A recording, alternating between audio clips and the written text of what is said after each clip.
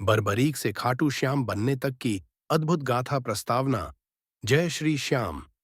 भारत की भक्ति परंपरा में खाटू श्याम जी का नाम अटूट श्रद्धा, विश्वास और करुणा का प्रतीक है। उन्हें प्रेम से हारे का सहारा, लखदा तार और शीश के दानी कहा जाता है। राजस्थान के सीकर जिले में स्थित खाटू धाम आज करोड़ों भक्तों की आस्था का केंद्र है। खाटू श्याम जी वास्तव में महाभारत काल के महान योद्धा बर्बरीक हैं, जो अपनी अद्भुत शक्ति, अटूट वचनबद्धता और सर्वोच्च बलिदान के कारण कलयुग में भगवान श्री कृष्ण के नाम श्याम से पूजे जाते हैं। यह कथा केवल वीरता की नहीं, बल्कि त्याग, भक्ति, धर्म और समर्पण की भी है। बर्बरीक का जन्म और वंश। बर्बरीक महाबली भीम के पौत्र थे।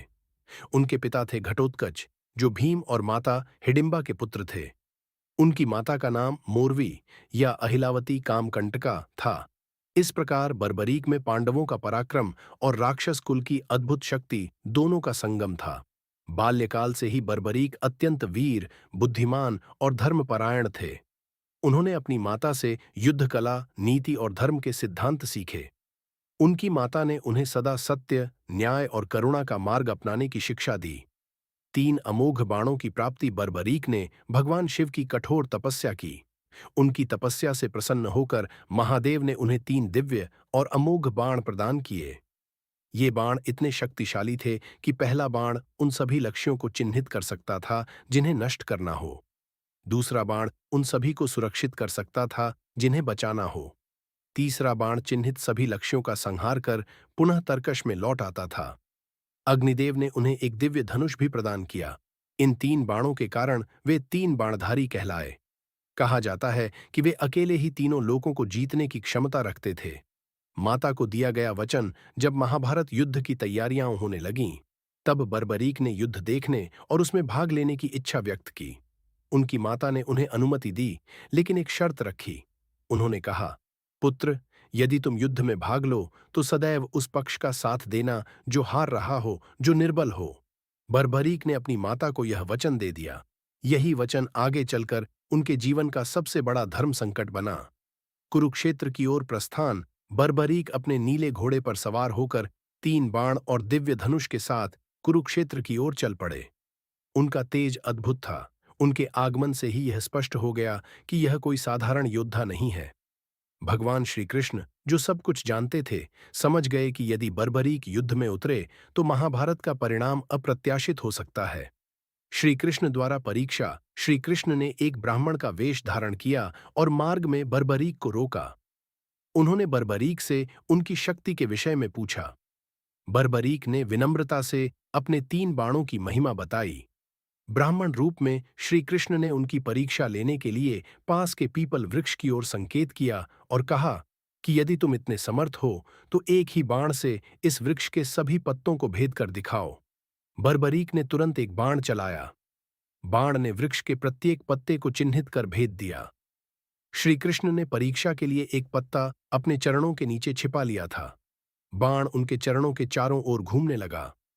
तब बर्बरीक ने विनम्रतापूर्वक कहा, ब्राह्मण देव, कृपया अपना चरण हटा लें, क्योंकि उसके नीचे भी एक पत्ता है। श्री कृष्ण बर्बरीक की शक्ति देखकर अत्यंत प्रभावित हुए।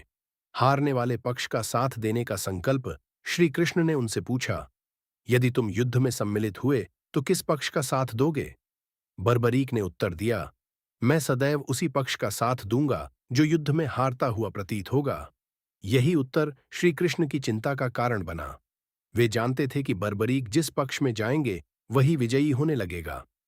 तब बर्बरीक अपना वचन निभाने के लिए तुरंत दूसरे हारते हुए पक्ष में चले जाएंगे। इस प्रकार अंततः दोनों सेनाएं नष्ट हो जातीं और केवल बर्बरीक ही शेष रहते। यह धर्म और सृष्टि संतुलन दोनों के लिए उचित नहीं था।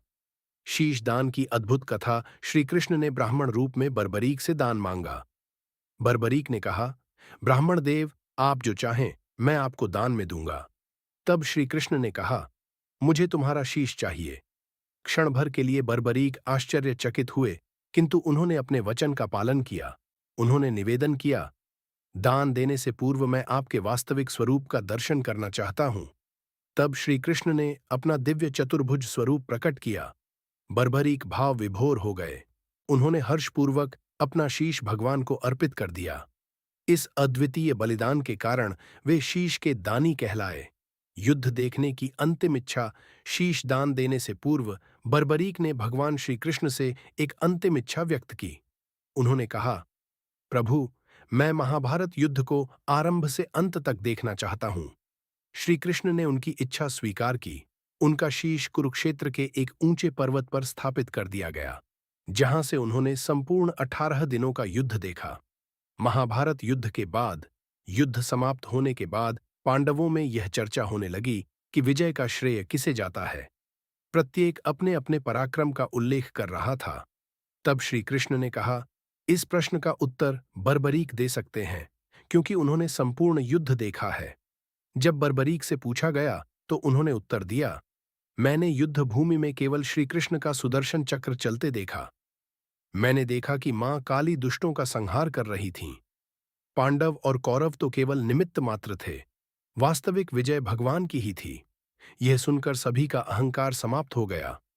टूस उत्तर सी प्रसन्न होकर श्री कृष्ण ने उन्हें 3 वरदान दिए। 1. अपने नाम से पूजन का वरदान। श्री कृष्ण ने बारबारिक को वरदान दिया कि कलयुग में उन्हें कृष्ण के ही एक नाम श्याम के नाम से पूजा जाएगा।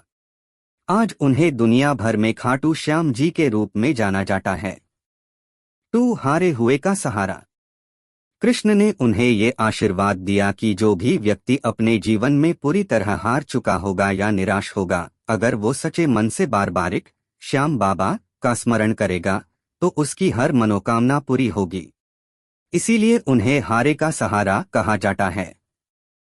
3. शीश के दानी का सम्मान। युद्ध से पहले कृष्ण ने बारबारिक से उनका शीश मांग लिया था ताकि युद्ध का संतुलन ना बिगड़े।